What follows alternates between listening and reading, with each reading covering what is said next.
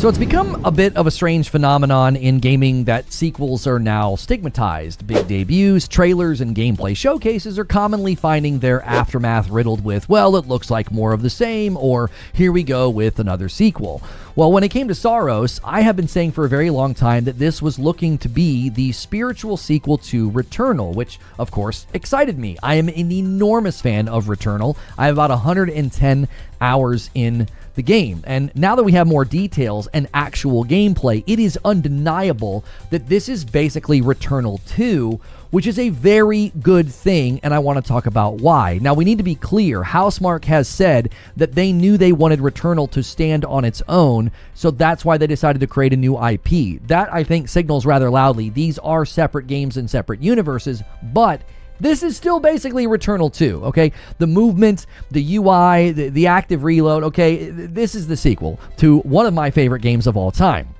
And I want to talk about why that's a good thing. It's not a bad thing that we're getting Returnal 2.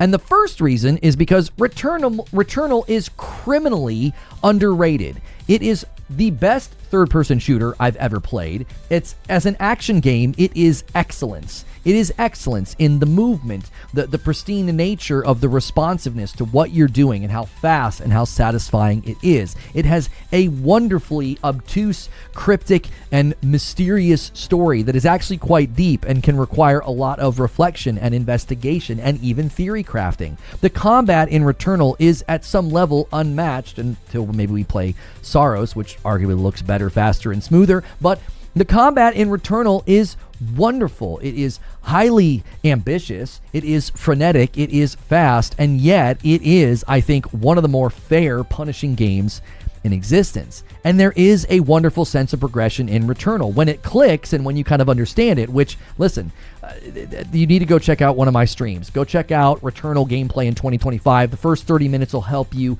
get acclimated to the progression systems. Okay. Now, the second reason that is a good thing that Saros is basically Returnal 2 is because they are clearly improving some of the rough edges of Returnal. One of the biggest flaws in Returnal is that progression was not clear.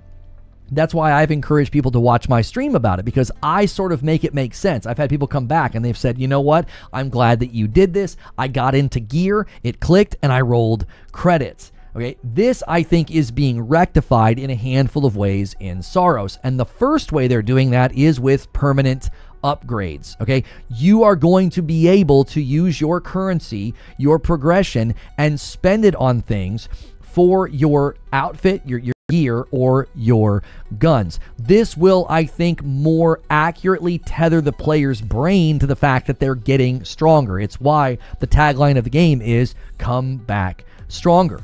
The other thing they're doing, and this is actually something that I suggested recently, so I was really excited to see them doing this in Saros, they're going to give you weapon choice at the start of a run. This is something you commonly find in rogues. Before you go back in, you can, unlock or use a gun that you've already been using or you've liked. I said recently, it would actually really help people get acclimated to Returnal if it's when you started, you could pick between the pistol, the carbine, and maybe the Spitmaw. And on them would be perks that maybe you have just recently upgraded to give you a clearer indication that you are getting stronger within the universe of Returnal. The other thing that you just saw was the second chance mechanic. They're making it an upgrade. Now, there's a huge reason why this is a massive, massive benefit to Saros over Returnal. There was a second chance mechanic in Returnal. However, you either had to get it from a parasite, which was based on RNG to find one. You actually don't find that parasite very often. At 110 hours, I think I've seen it maybe a total of 10 times, which is not a lot. And that one lets you die and come back. It's a parasite. The other way that you can die and come back is by buying the astronaut, which is also RNG. He might not be in the store, but let's say that he is in the store. Well, even if he is in the store, that is requiring you to use your very valuable and sometimes very limited currency to buy the astronaut. That means you're not buying a damage upgrade. That means you're not buying an integrity upgrade or a protection upgrade. You're working against your strength or your survivability just to buy a second chance. So the fact that they're making second chance an upgrade that you purchase and then have permanently, I think is a very, very good decision. Now, I will say this as a precaution. you're not going to have second chance from the get-go. Now, it might be like the very first one that they have you buy to sort of get you into gear with the idea that you are getting stronger and buying upgrades is a huge benefit. And that's going to be the one that people want to get first anyway, right? Everybody wants that second chance. Every time you saw the astronaut in Returnal, you feel like you have to buy it, all right? The second thing they're doing to the combat is they're adding a shield. This is a whole other element of mitigating damage. But you're not just mitigating damage. You block, you absorb, and then you discharge. You have basically like a power weapon. This is their version, as far as I can tell, of the alt fire.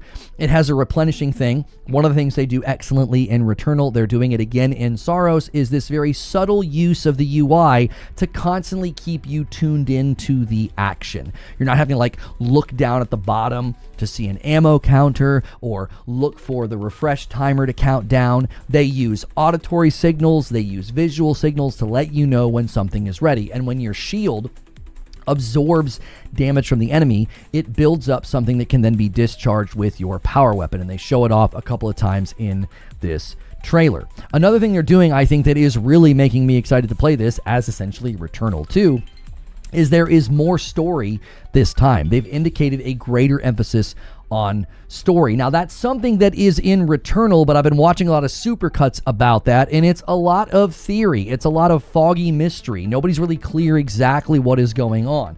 I've argued a lot, and I'm going to do a deep dive into Returnal, that there's plenty of evidence as what's happening in Returnal is not real, which does beg the question, is Saros going to be similar? Is it going to be a game where it's obviously not real, or is he in fact on a rescue mission?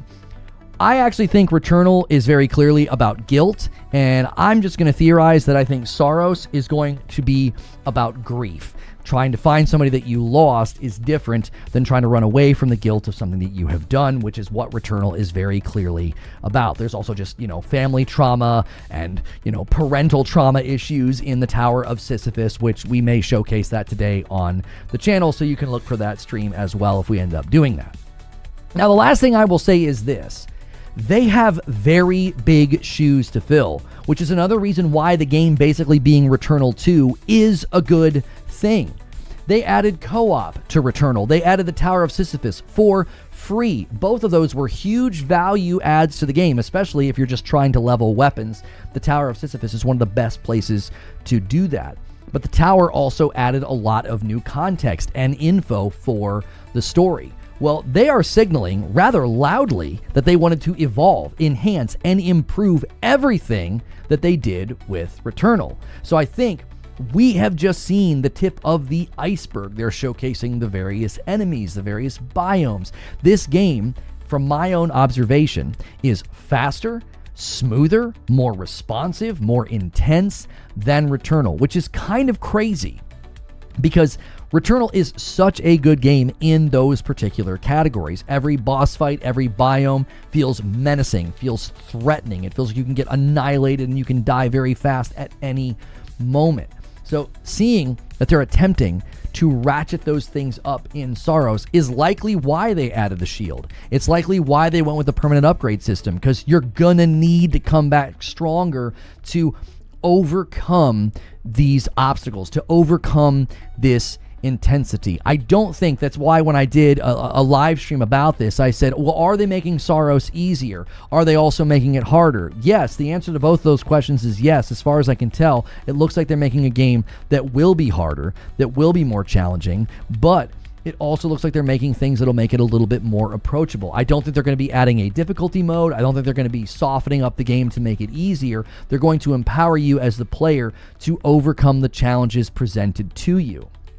And listen, I'm going to be doing a deep dive into Returnal the same way I did into Ghost of Tsushima. If you haven't seen that video about like what is honor with Ghost of Tsushima, I'm going to be doing a deep dive into Returnal because the story is just so wonderfully deep and mysterious. You can look for that in the lead up to Saros, because I've got some other videos planned about like Yotei and Expedition 33 and others, because Saros is definitely going to be a day one for me. I've been waiting for it for a very long time, and I've sung the praises of Returnal for years. It was my game of the year it came out. A lot of people circled back on it because they rebalanced Biome 3, and once we rolled credits, our entire opinion of the game changed. And I imagine that's why they've made a lot of these changes to Saros. So Saros being Returnal 2 is a good thing, but those are just my thoughts. I'd love to hear yours.